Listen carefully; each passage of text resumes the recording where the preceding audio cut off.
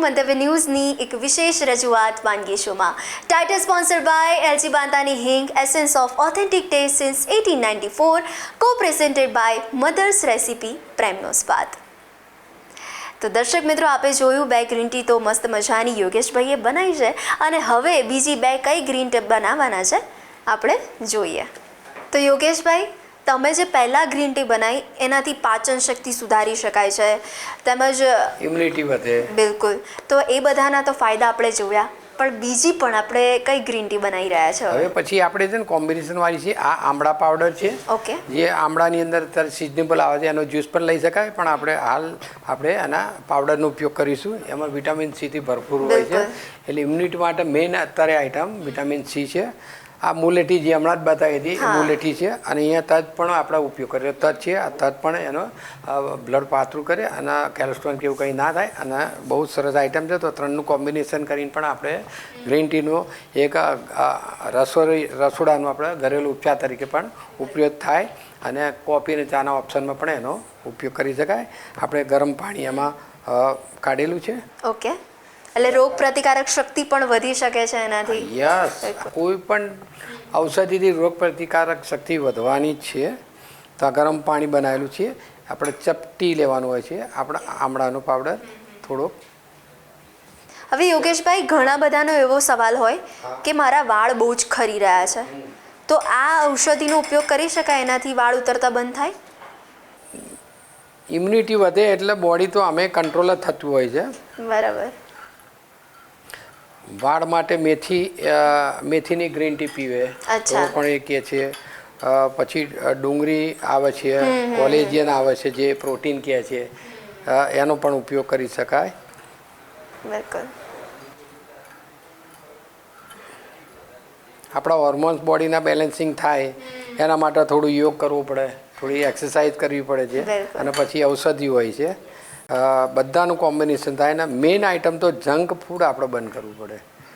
સવારે 8થી સાંજે રાતના 8 સુધી આપણે બને ત્યાં સુધી આપણે જમી લેવાનો ટ્રાય કરવું પડે છે. આપણી લાઈફ ટાઈમ થોડી ચેન્જ થતી હોય છે, એટલે આ બધા સંજોગો થતા હોય છે. આ રીતના આપણે ત્રણ ઔષધિ મિક્સ કરી લીધી. અને આનાથી ત્વચાની ચમક પણ આવે. 100% ત્વચાની ચમક માટે જ અમે કેસર એડ કરેલું છે, કે જે મલ્ટીવિટામિન વિટામિન ઈ છે, ત્વચા માટે છે. વિટામિન એ પણ કેસરની અંદર છે, અને ઠંડીમાં પણ એનો ઉપયોગ વધારે થાય છે. આપણે અગાઉ મધ નાખીને ટી બનાવી, હવે આપણે કાકવી ગોળ છે, તો આપણે કાકવી ગોળનો ઉપયોગ આપણે કરીને પણ ટી થઈ શકશે. આનો શું ફાયદો થાય એ પણ આપણા દર્શક મિત્રોને જણાવજો. ગોળથી તો બોડીની અંદર આયર્ન વધે, અને કાર્બોહાઈડ્રેટ છે, એટલે જેમ પેટ્રોલ ગાડીમાં હોય અને દોડે એવો ઉપયોગ થાય. જ્યારે અમે નાના હતા ત્યારે અમે ગોળ બહુ જ ખાતા હતા. જ્યારે એના ગોળ ખાઓ સવારે, એટલે એના લીધે માઇન્ડને પણ 1 ચમચી સુગર જોઈએ તો આપણું માઇન્ડ પાવરફુલ થતું હોય છે. તો આપણે એ કાકવીનો ઉપયોગ કરીશું. આ નેચરલ કાકવી જ છે, જેમાં કેમિકલ ફ્રી આવે છે, જે ઓર્ગેનિક હોય છે. આપણે 1-8 ચમચી જેટલો આપણે એનો ઉપયોગ કરી, અને કંઈ છે જ નહીં, આ રીતના હલાવીશું એટલે ટેસ્ટ. તમે જેમ કહ્યું એ જ પ્રમાણે કે પેટ્રોલની જેમ ગાડી તો દોડે, એમ આપણું શરીર પણ પછી દોડવાનું છે. એટલે કાર્બોહાઈડ્રેટથી આપણું પેટ્રોલ છે. હવે આ પ્રશ્ન કયો સ્કિનનો, તે તો દરેકને પોતપોતાની સ્કિનની એવું લાગે હેલ્ધી સ્કિન હોવી જ જોઈએ. તો આપણે એના માટે પણ આપણે કેસર આમાં પણ થોડો ઉપયોગ કરીશું. એટલે એ 2 ટપકા આપણે પણ કેસર. ઓકે. હવે યોગેશભાઈ, હવે મારા મગજમાં એ સવાલ આવે છે કે હવે શિયાળાની ઋતુ છે, એટલે બધાને સાંધાના દુખાવા બહુ થાય. તો હવે સાંધાના દુખાવાથી રાહત જો મેળવી હોય તો આમાંથી કઈ ઔષધિ લઈ શકાય? સાંધાના દુખાવા તો વાયુથી જ થતા હોય છે. એટલે તમે કોઈ પણ આ ગરમ ટી તમે પીવો એટલે આપણને વાયુ થતો નથી. બોડીમાં 5 વાયુ આવેલા છે. આપણા બોડી 5 વાયુનું છે. ઉદાહરણ અહીંયા છે, અહીંયા પ્રાણવાયુ છે, નાભીની આજુબાજુ સમાન છે, અને નાભીથી નીચે અપાન છે, અને આખા બોડીમાં વ્યાન વાયુ છે. આ પંચવાયુ બેલેન્સિંગ આ બધા જ આયુર્વેદિક ટી એને બેલેન્સિંગ કરતી હોય છે. એટલે એમાં પણ ફાયદો થતો હોય છે. અને વાયુની અંદર જો તમે કહ્યું તો મેં અગાઉ પણ કહ્યું કે જે મેથીની અંદર એ વાયુ કાપવાનો ગુણ છે, મેથીમાં પણ કેલ્શિયમ હોય છે. તો મેથીની કોફી અમે ઘણીવાર બનાવીએ છીએ. મેથીને તમારે અંદર શેકી કાઢવાની હોય, એને એકદમ રાખ થઈ જાય ત્યાં સુધી, બ્લેક થાય ત્યાં સુધી એને શેકી કાઢવાની. ત્યારબાદ એને ગ્રાઇન્ડ કરીને અને એને આ ગરમ પાણીમાં તમે કોફી તરીકે પણ એનો ઉપયોગ કરી શકો છો, તો પણ એ વાયુથી ઘણું બધું કંટ્રોલ થાય છે. સાથે સાથે હળદરનો ઉપયોગ કરો તો પણ એ સોજા જે થતા હોય છે એ ઓછા થઈ જાય. બોડીમાં સોજા થાય એટલે થોડું પેઇન થતું હોય છે. અને ઠંડીની અંદર તો આ બધું રહેવાનું, એટલા માટે તો આપણે ઠંડીની અંદર વોકિંગ જોગિંગ ને બધો ઉપયોગ કરીએ કે જે બોડી ગરમ થાય એટલે વાયુ પ્રકોપ સીધો શાંત થઈ જાય. એટલે આ રીતના પણ થશે. તો આપણી આ ચા તૈયાર થઈ ગઈ છે. હવે ઠંડીની સિઝન હોય તો આપણે એની અંદર કાળા મરી આપણે ચપટી વાપરી શકીએ. ઠંડીની સિઝન ના હોય તો કાળા મરી નાખવાની આપણને કોઈ જરૂર નથી. બિલકુલ. કેટલીક ઔષધિ એવી હોય કે તમને ટેસ્ટ ના ભાવતો હોય, ટેસ્ટ ના ભાવે ત્યારે આપણે સંચરનો ઉપયોગ કરવાનો. સંચરથી ટેસ્ટી થઈ જાય. તો પણ આપણે આમાં સંચર નથી નાખતા, અગાઉ નાખેલું છે એટલે આમાં આપણે કાળા મરીનો ઉપયોગ કર્યો છે. એટલે જો બાળકો આ ના લે તો આપણે સંચરનો ઉપયોગ કરીને, હા, બાળકને તો ગળ્યું આવે એટલે ભાવવાનું જ છે. એમને બાળકોને શું છે કે ટીની જગ્યાએ તમારે શરબત કહેવું પડે. એ લોકોને ચોકલેટ શરબત એ બધું એમને ઘણું સારું લાગતું હોય છે. તો આપણી ટી તૈયાર થઈ ગઈ છે. તજ, આમળા અને મુલેઠીની, કે જે હાલ સિઝન પ્રમાણે બહુ જ સરસ છે. અને ઠંડીની સિઝનમાં દરેક વ્યક્તિએ આનો ઉપયોગ કરવો જોઈએ.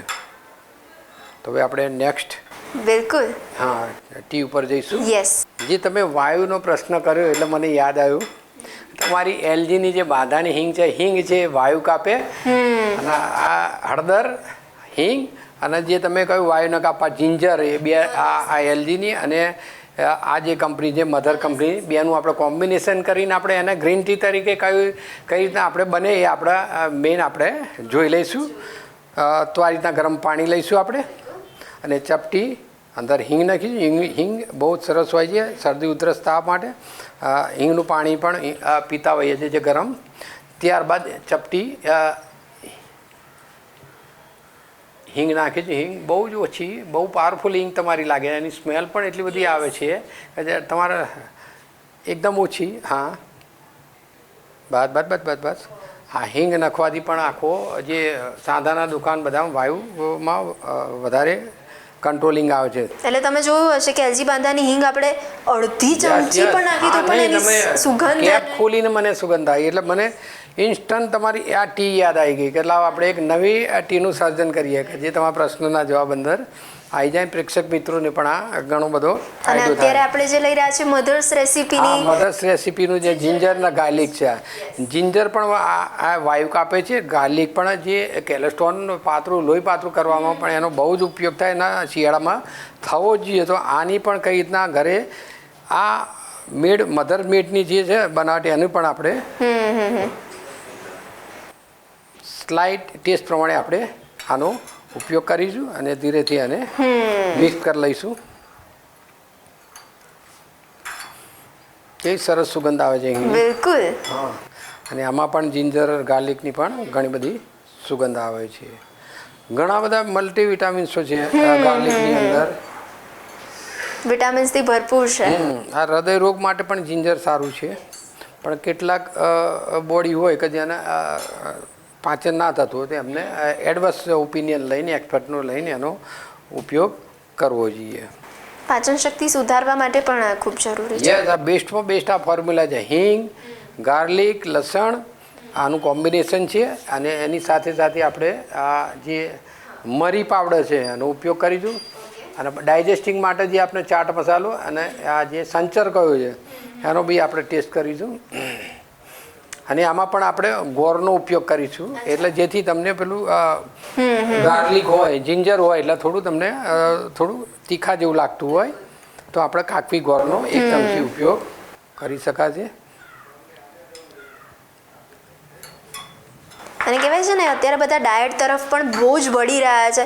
તો ડાયટ કરતા હોય તો આ બધા પ્રકારની ગ્રીન ટી લે જો સવારમાં. છેલ્લા 10 વર્ષથી ગ્રીન જ્યુસ જ પીવું છે. આ બધા અલગ અલગ પ્રકારના જ રાંધેલું બહુ જ ઓછું. મેં 5 વર્ષ સુધી તો ગ્રીન ટી જ પીધેલી છે, લીલા પાંદડા જ. આ તો શું આપણે બધી કોઈ જગ્યાએ લીલા પાંદડા ના હોય તો આપણે એનો પાવડરનો ઉપયોગ કરી શકીએ છીએ. અને આનાથી ડબલ તાકાત તો પાંદડામાં જ આવેલી છે. પાંદડા ખાવાથી એ તો આખું બધા જ વિટામિન્સો, ફાઇબર્સ મિનરલ્સ બધું જ અંદર આવી જતું હોય છે.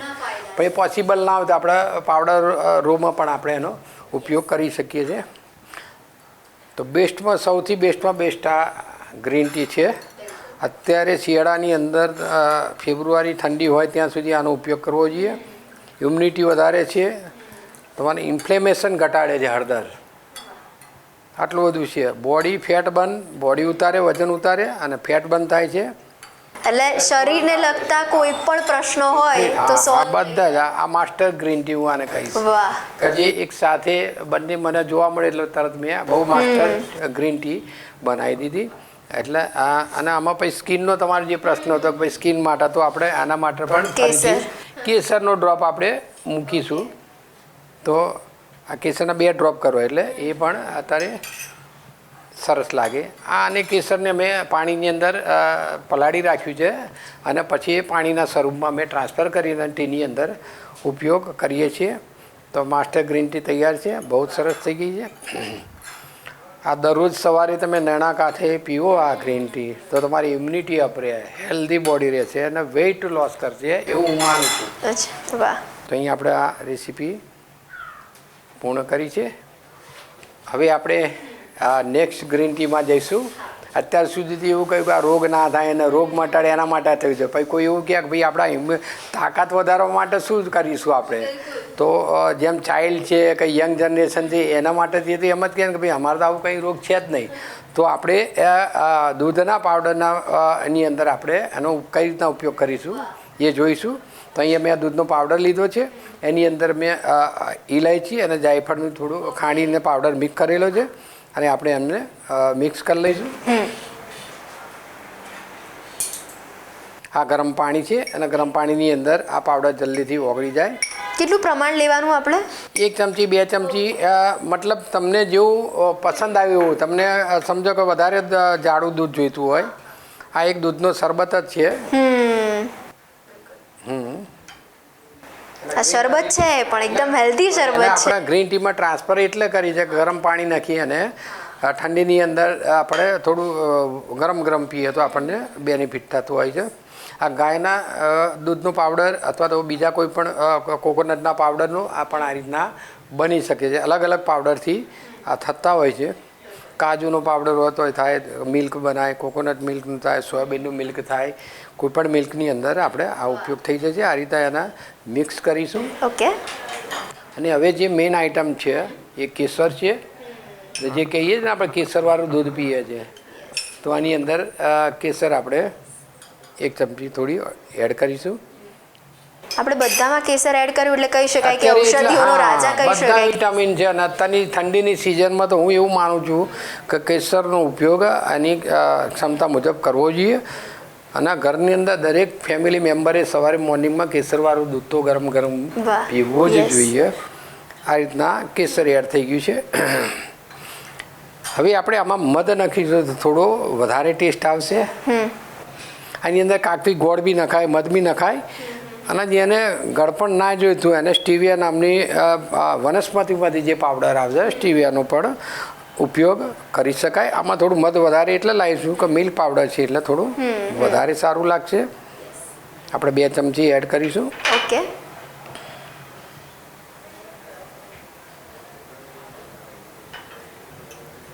હવે એને થોડું મિક્સ કરી લઈશું. સરસ.